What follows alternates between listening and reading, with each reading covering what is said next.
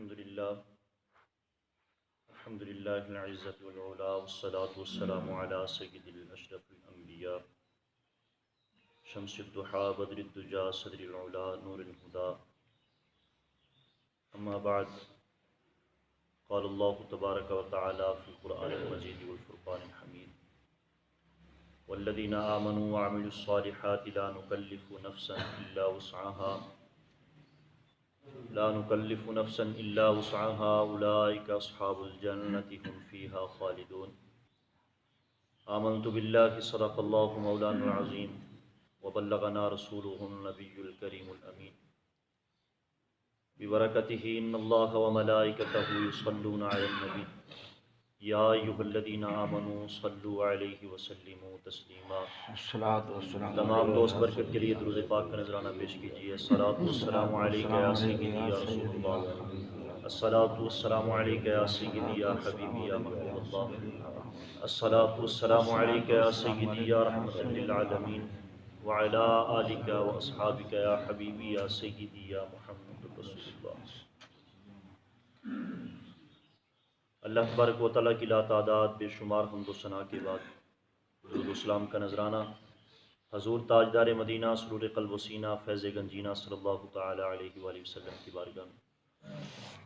میرے واجب القدر بزرگوں اور دوستوں، نوجوان ساتھیوں، مختصر وقت کی حاضری ہے. جو آیا مقدسہ تلاوت کرنے کا شرف حاصل کیا ہے، اس کے ضمن و ذائل میں چند ایک باتیں عرض کرنی ہیں، اس تمنا اور آرزو کے ساتھ کہ خالق کائنات میری زبان پر کلمۃ الحق جاری فرمائے آمین، اور ہم سب دوستوں کو سن کر اس پر عمل کی توفیق عطا فرمائے. میرے عزیز محترم، سب سے پہلے اس آیہ مقدسہ کا پچھلی آیتوں کے ساتھ تعلق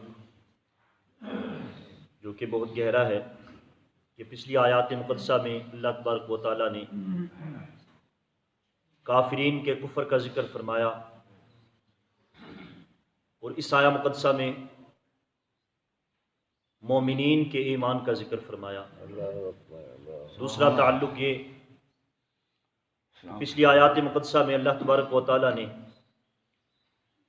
کافرین کے کفر کا ذکر فرما کر ان کا انجام ذکر فرمایا، اور اس آیہ مقدسہ میں اللہ تبارک و تعالیٰ نے مومنین کے ایمان کا، صالح اعمال کا ذکر فرما کر ان کے انجام کا ذکر فرمایا. میرے رب ذوالجلال نے فرمایا والذین آمنوا. یاد رہے میرے عزیز محترم، آمنو سے مراد حضرت انسان ہیں. فرشتے اور نیک جن اس لفظ میں شامل نہیں، کیونکہ جو نیکیاں انسان کر سکتا ہے، جیسا ایمان انسان لاتا ہے ویسا ایمان نہ ہی فرشتے لا سکتے ہیں اور نہ ہی جنات لا سکتے ہیں. تو اس آیہ مقدسہ میں اور جہاں بھی آمنو کا ذکر قرآن پاک میں آیا ہے، آمنو سے مراد حضرت انسان ہی ہیں. میرے رب ذوالجلال نے فرمایا والذین آمنو، اور وہ لوگ جو ایمان لے آئے. ایمان اعمال کی بنیاد ہے. اگر کوئی انسان ساری زندگی نیک اعمال کرتا رہے لیکن ایمان نہ ہو، میرے محبوب کی غلامی کا پٹا گلے میں نہ ہو، تو ساری زندگی کے نیک اعمال کیے رائے گاں جائیں گے، ان کا کوئی فائدہ نہیں ہوگا. فائدہ تبھی ہے جب ایمان کی دولت پاس ہو. ہاں، یہ بھی سمجھنے والی بات ہے کہ ایمان ہو، صالح اعمال اگرچہ تھوڑے بھی ہوں، اس کا ہرگز یہ مطلب نہیں کہ انسان نیک اعمال چھوڑ دے. ایمان کے بعد صالح اعمال جتنا انسان کے اندر سکت ہے، میرے رب ذوالجلال نے بہت ہی پیارے الفاظ اس آیہ مقدسہ میں ایک مسلمان کے لیے ذکر فرمائے. ایمان کے بعد نیک اعمال اگرچہ انسان تھوڑے بھی کرے، لیکن یہ ایمان والی دولت جو ہے یہ صالح اعمال کی جڑ اور بنیاد ہے، اصل ہے۔ تو میرے رب ذوالجلال نے پہلے آمنو کا ذکر فرمایا، آگے ارشاد فرمایا وعملوا الصالحات،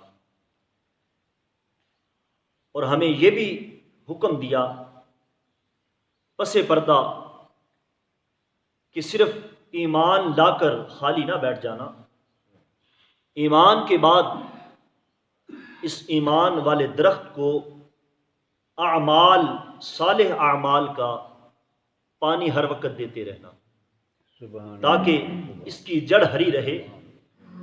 جب اس کی جڑ ہری رہے گی، اس کی بنیاد ہری رہے گی، تو تمہیں دنیا میں بھی پھل ملے گا اور آخرت میں بھی اس کا پھل چکھو گے۔ میرے رب ذوالجلال نے فرمایا والذین آمنوا، اور وہ لوگ جو ایمان لے آئے، وعاملوا الصالحات، اور نیک اعمال کیے۔ یاد رہے میرے عزیز محترم، حقیقت میں نیک اعمال جس کا تعلق نیکی کے ساتھ ہو، جس عمل کا تعلق میرے محبوب کی صورت سے، میرے محبوب کی سیرت سے ہو، میرے محبوب کی احکامات سے ہوں، وہ صالح اعمال ہیں۔ جو میرے محبوب نے حکم دیا کہ یہ نیکی ہے، نیکی وہی ہے، اور جس سے منع فرما دیا وہ اگرچہ ہمارے ذہن کے مطابق نیکی ہو، لیکن میرے محبوب نے جس چیز سے منع فرما دیا وہ کسی بھی صورت نیکی بن نہیں سکتی۔ میرے محبوب کے حکم کے مطابق ہر نیکی جو ہے وہی نیکی ہے جو میرے محبوب نے حکم دی، میرے محبوب نے تعلیم دی، اور جن چیزوں سے منع فرما دیا وہ چیز انسان اگر کرے، نیکی سمجھ کے کرے، تو زیادہ گمراہی ہے اور زیادہ گناہ ہے۔ اور یہ بھی حکم ہوا وعاملوا الصالحات میں کہ ہر طرح کی نیکی مطلقاً فرمایا ہے، کسی چیز کی قید نہیں لگائی، نماز کی قید نہیں لگائی، زکوٰۃ کی قید نہیں لگائی، حج عمرہ کی قید نہیں لگائی، بلکہ مطلقاً فرمایا وعاملوا الصالحات۔ یہ کامل ایمان والے کی نشانی ہے۔ آئیے چند ایک حدیث مبارکہ آپ کی گوش گزار کروں۔ میرے محبوب نے فرمایا کامل مومن وہ ہے، کامل مسلمان وہ ہے جس کی زبان اور جس کے ہاتھ سے اس کے مسلمان کو کوئی تکلیف نہ پہنچے۔ حضرت اما عائشہ صدیقہ رضی اللہ تعالیٰ عنہا آپ فرماتی ہیں کہ وہ انسان مومن یعنی کامل مومن اس وقت تک نہیں ہو سکتا جب کہ وہ پیٹ بھر کے کھا کر سو جائے اور اس کا ہمسایہ بھوکے پیٹ سو جائے۔ ہمیں اس چیز کا سوچنا چاہیے۔ اس دور میں صرف ایک فکر کی بات عرض کروں گا جو ہم دیکھ بھی رہے ہیں کہ ہماری غذا جو ہے، جو گندم وقت آ چکا ہے، یہ نوالا ہمارے منہ تک آ پہنچا ہے، لیکن دیر کیوں لگ رہی ہے؟ ہر انسان اس انتظار میں ہے کہ ہماری گندم پک چکی ہے، ہم اس کو کاٹیں گے، کھائیں گے، سنبھال کے رکھیں گے، بیچیں گے، طرح طرح کے منصوبے ذہن میں سوچے ہوئے ہر انسان پھر رہا ہے اس انتظار میں کہ گندم کب ہمارے گھر میں پہنچ جائے۔ ہر انسان کی تمنا ہے، لیکن یہ اتنا انتظار کیوں ہو رہا ہے؟ میرے عزیز محترم، فکر کی بات عرض کرنے لگا ہوں، اگر کسی کو بری لگے تو معذرت پہلے، کہیں ایسا تو نہیں کہ ہمارے دل میں نیت جو ہے وہ بگڑ چکی ہے؟ یہ لاک ڈاؤن نے ہمیں جھنجھوڑ کے رکھ دیا ہے، کہیں ہماری نیت ایسی تو نہیں بن گئی کہ اس سال کی جو گندم آئے گی ساری کی ساری ہم نے سنبھال کے رکھنی ہے، کسی غریب کا، کسی حقدار کا حق نہیں دینا، کہ کہیں سال میں کوئی ایسا دن نہ آ جائے کہ ایسی مجبوری، ایسی پریشانی خدا نخواستہ بن جائے تو اس وقت ہم اپنی گندم کو بیچیں گے۔ کہیں ایسا سوال ہمارے ذہنوں میں تو نہیں؟ میرے عزیز محترم، یہ ملتان کی طرف جا کے دیکھیں، یہ پچھلے دنوں خبر پہنچی ہے کہ وہاں بارش اور اندھیری اس قدر آئی ہے کہ ان کی گندم تباہ ہو گئی۔ انسان کی کمر ٹوٹ جاتی ہے۔ جو زمیندار ہیں ان کا سہارا ہوتا ہے، جن کا کام چل رہا ہوتا ہے، روزگار لگا ہوا ہوتا ہے، ان کو تکلیف تھوڑی ہوتی ہے۔ جو غریب ہوتے ہیں، جنہوں نے صبح کھایا شام کو نہیں کھایا، صرف اس انتظار میں ہوتے ہیں کہ ہم مزدوری کریں گے تو ہمیں کچھ ملے گا، اے مسلمان، ان کو تکلیف زیادہ ہوتی، ان کی کمر ٹوٹ جاتی ہے کہ یہ روزگار ہمارے منہ تک آ پہنچا ہے، یہ روزی ہمارے منہ تک آ پہنچی ہے، لیکن اللہ تبارک و تعالیٰ کی طرف سے امتحان ایسا آیا کہ ساری کی ساری گندم جو ہے وہ تباہ و برباد ہو گئی۔ اگر تو ہمارے ذہن میں ایسا کوئی سوال ہے تو میرے عزیز محترم، ابھی وقت ہے، ابھی وقت ہے، تھوڑا وقت ہے، بہت تھوڑا وقت ہے۔ کہیں خدا نہ خواستہ ایسا نہ ہو کہ جیسا ملتان والوں کے ساتھ ہوا ہمارے ساتھ بھی ہو جائے۔ اللہ تبارک و تعالی ہماری اس روزی کو محفوظ طریقے کے ساتھ ہمارے گھروں تک پہنچائے۔ تو میرے عزیز محترم، ابھی وقت ہے، بالکل تھوڑا سا وقت ہے، ابھی اس چیز کی نیت کر لیجئے کہ جو بھی حقدار ہیں ہم نے ان کا پورا پورا حق بغیر ڈنڈی مارے ہوئے، بغیر نیت کو بگاڑے ہوئے۔ اما عائشہ نے فرمایا کہ تو اس وقت تک کامل مومن ہو ہی نہیں سکتا تو جیسا مرضی ایمان کا دعویٰ کرتا رہے۔ ہمارے اندر یہ ایک چیز بہت پائی جا رہی ہے کہ ماں کی گود میں ہمیں کلمے کی تعلیم پہنچ گئی، ماں کی گود میں ہمیں پتہ چل گیا کہ کلمہ اسے کہتے ہیں۔ تھوڑے سے بڑے ہوئے، مولانا صاحب نے ہمیں نماز کی ترغیب دے دی، قرآن کی تعلیم دے دی، ہمیں پتہ چل گیا کہ قرآن کی تعلیم، قرآن کی تلاوت ایسے کرتے ہیں، نماز کو ایسے ادا کرتے ہیں۔ ہم نے ایمان صرف اس حد تک محدود کر دیا۔ ایمان کی حقیقت کو پہچاننا گوارا نہ سمجھا۔ تو میرے عزیز محترم، ایمان کی حقیقت یہ ہے، اس قول سے ہی ہمیں ایمان کی حقیقت کا پتہ چلتا ہے۔ اما عائشہ نے فرمایا اس وقت تک تو مومن نہیں ہو سکتا جب تک کہ تو پیٹ بھر کے سوتا رہے اور تیرا ہمسایہ بھوکا سوتا رہے۔ اس کی گہرائی میں جا کر دیکھیں، اگر ہمارے گھر میں روزی ہے، ہمارے گھر میں رزق ہے، تو ہمیں اس چیز کا، میں اپنی سرکار سے بھی، اپنی حکومت سے بھی اس چیز کی تلقین کروں گا، گزارش کروں گا کہ یہ جو انہوں نے لاک ڈاؤن کے ذریعے یہ جو طریقہ اختیار کیا ہے یہ بالکل غلط ہے، کہ اعلان کر دیا کہ جو بھی حقدار ہیں وہ آ جائیں، ان کو اتنا پیسہ ملے گا، اور اعلان کیا کرتے ہیں، دعوے کیا کرتے ہیں کہ ہم نے خلافت عثمانیہ کو زندہ کرنا ہے۔ عمر فاروق کا دعویٰ کرتے ہیں، حضرت عمر فاروق کا، کہ جو خلافت ان کے دور میں تھی، عمر فاروق والی خلافت جو ہے اس کو زندہ کرنا ہے۔ میرے عزیز محترم ذرا غور تو کیجئے، حضرت عمر فاروق نے کب اس چیز کی تعلیم دی ہے؟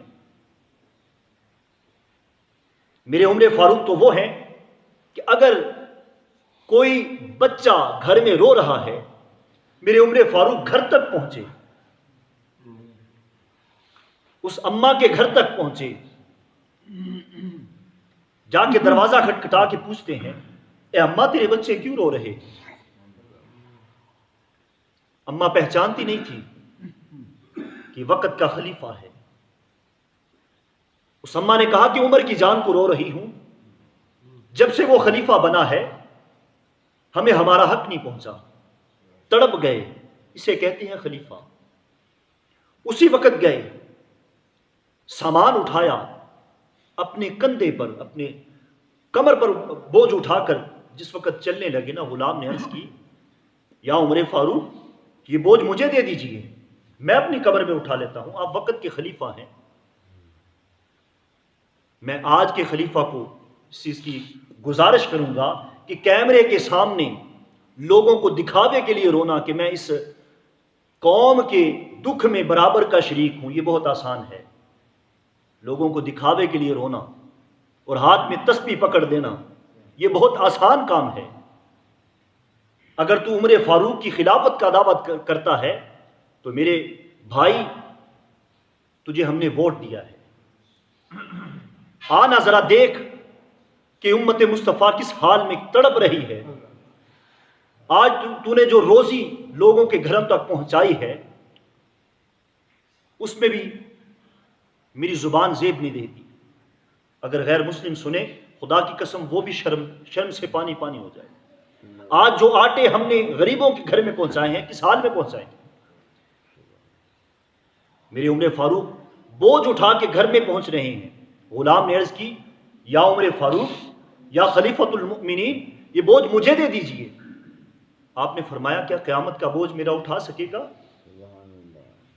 ذرا غور تو کر۔ آج ہم نے اسٹاک لگا لینا ہے گھر میں کہ ہم نے گندم کسی کو نہیں دینی، کوئی غریب مرتا ہے تو مر جائے، لیکن ہم نے کسی کا حق نہیں دینا کہ کوئی پریشانی ہم پہ بنے ہم اس کا سامنا کر سکیں۔ نہ میرے عزیز محترم، ایسا ہر کسی سوچنا بھی نہیں، نیت نہ کرو۔ خدا نہ خواستہ ہمارا یہ مال جو آ رہا ہے، یہ رزق جو آ رہا ہے، جو اتنی تگ و دو کے ساتھ، اتنی محنت کے ساتھ ہم نے کمایا ہے، کہیں برباد نہ ہو جائے، کہیں ساری کھیتی برباد نہ ہو جائے۔ کئی ایسے دوست دیکھے ہیں، اس سال میں ایسے دوست دیکھے ہیں، گندم کاٹی، شام کو طرح طرح کے منصوبے سوچ کے گندم کاٹی، صبح آ کے دیکھا کھیت جو ہیں وہ ہوا اڑا کے لے گئے۔ تو امتحان ہے یہ، ہمارے لیے سوچنے کی گھڑی ہے۔ میرے عمر فاروق نے بچوں کو جا کے کھانا کھلایا، پکا کے، خود پکا کے، آگ جلا رہے ہیں پھوکے مار مار کے۔ یہ ہے خلیفۃ المؤمنین، یہ مسلمانوں کے خلیفہ تھے جن کا ہم نے دعویٰ کیا ہے۔ اگر دعویٰ اس چیز کا کیا ہے کہ ہم عوام الناس کو لوٹ لیں تو میرے عزیز محترم مرنا تو نے بھی ہے، مرنا تو نے بھی ہے، موت کا سامنا تو نے بھی کرنا ہے۔ اگر غریب لوگوں کو، غریب عوام کو ان کا خون چوسنے کے لیے تو نے یہ دعویٰ کیا ہے تو فکر کر لے موت کا سامنا تو نے بھی کرنا ہے۔ اللہ تبارک و تعالیٰ کرم فرمائے، اللہ تبارک و تعالیٰ سمجھنے کی توفیق عطا فرمائے۔ مسلمان مومن کامل اس وقت تک نہیں ہو سکتا جب تک کہ وہ پیٹ بھر کے سوئے اور اس کا ہمسایہ خالی پیٹ سو جائے، چاہے جتنے مرضی دعوے کر لے۔ رب ذوالجلال نے آگے ارشاد فرمایا وَعَمِلُوا الصَّالِحَاتِ، نیک اعمال کرنا۔ ایمان کے بعد دوسری شرط کیا ہے؟ نیک اعمال کرنا، اور ہر طرح کے مطلقاً فرمایا کہ اعمال کرنا۔ آگے ارشاد فرمایا لا نکلف نفسا الا وسعها، یہ میرے رب ذوالجلال کی رحمت کا پیغام ہے۔ کافروں کو بھی ایمان کا پیغام ہے کہ ایمان، اسلام جو ہے، کئی لوگ اپنے اوپر بوجھ سمجھتے ہیں کہ اسلام پہ قائم رہنا بہت زیادہ مشکل ہے۔ میرے رب ذوالجلال نے اعلان فرما دیا اے کافروں، اے وہ مسلمانوں جو اسلام کو بوجھ سمجھتے ہیں، میرے رب ذوالجلال نے فرمایا لا نکلف نفسا الا وسعها، کہ کسی بھی جان پر اس کی سکت سے زیادہ رب ذوالجلال نے بوجھ نہیں ڈالا۔ ایک مثال سے سمجھاؤں گا کہ اگر کوئی انسان کھڑا ہو کر نماز نہیں پڑھ سکتا، اس کے لیے حکم کیا ہے کہ بیٹھ کے نماز پڑھ لے۔ اگر کوئی بیٹھ کے بھی نہیں پڑھ سکتا، اس کے لیے حکم ہے کہ لیٹ کے پڑھ لے۔ اگر تو لیٹ کے بھی نہیں پڑھ سکتا تو اشارے کے ساتھ پڑھ لے۔ یہ میرے رب ذوالجلال کی رحمت ہے۔ میرے رب ذوالجلال نے فرمایا لا نکلف نفسا الا وسعها، کسی بھی جان پر اس کی طاقت سے زیادہ ہم نے بوجھ نہیں ڈالا۔ اتنا ہی بوجھ، اگر کوئی زکوٰۃ ادا نہیں کر سکتا، غریب پر زکوٰۃ فرض نہیں ہے۔ اندھا جو ہے، اندھا جو آنکھوں سے اندھا ہے، ظاہری، اس کے لیے جمعہ کی نماز، عیدین کی نماز فرض نہیں ہے کہ وہ باجماعت آ کے ادا کرے۔ ہاں وہ آ جائے تو اللہ تبارک و تعالیٰ کی رحمت ہے، جہاں دوسرے رحمت، جتنی دوسرے رحمت سمیٹیں گے وہ دگنی سمیٹ کے لے جائے گا۔ یہ اللہ تبارک و تعالیٰ کی رحمت ہے، لیکن اس پر فرض نہیں، اس کی طاقت سے زیادہ میرے کریم نے کسی پر بوجھ نہیں ڈالا۔ رب ذوالجلال نے فرمایا لا نکلف نفسا الا وسعها، کہ وسعت کے بغیر، وسعت سے زیادہ کسی بھی جان پر طاقت سے زیادہ بوجھ ہم نے نہیں ڈالا۔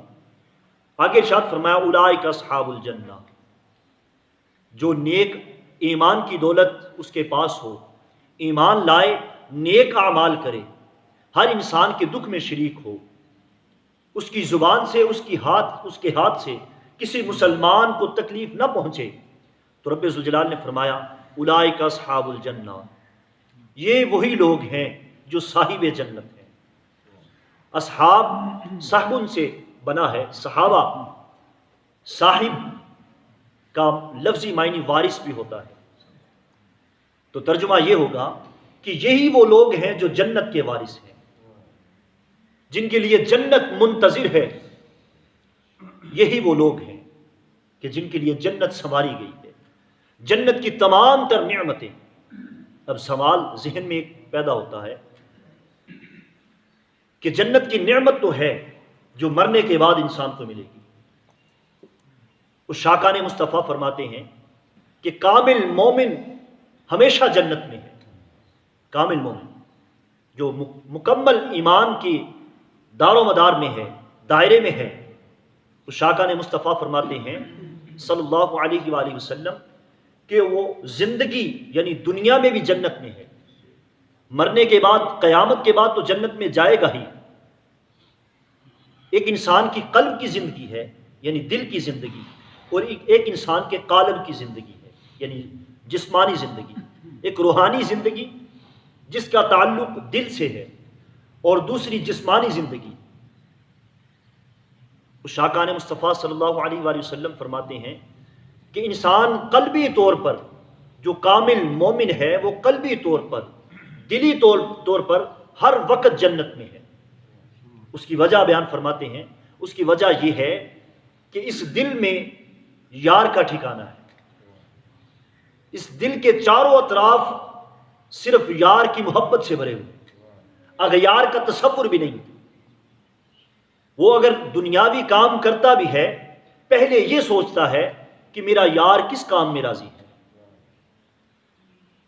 تو کامل مومن جو ہے وہ دنیاوی زندگی میں بھی جنت میں ہے، تو اس کی دنیا بھی جنت ہے، مرنے کے بعد، قیامت کے بعد تو اس سے جنت ملنی ہے، وہ اس کے قالب کو جنت ملنی ہے، اس کے جسم کو جنت ملنی ہے، لیکن قلبی طور پر دنیا میں رہتے ہوئے بھی وہ جنت کی نعمتیں کھا رہا ہے۔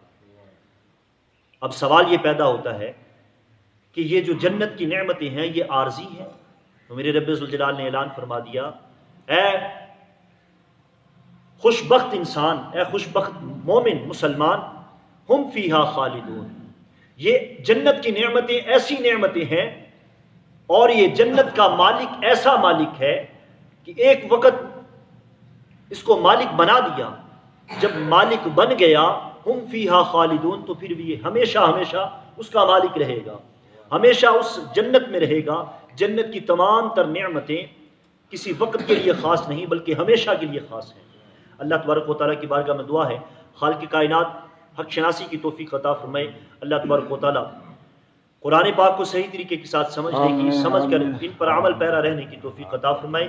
اللہ تبارک و تعالیٰ کامل مومن بننے کی توفیق عطا فرمائے۔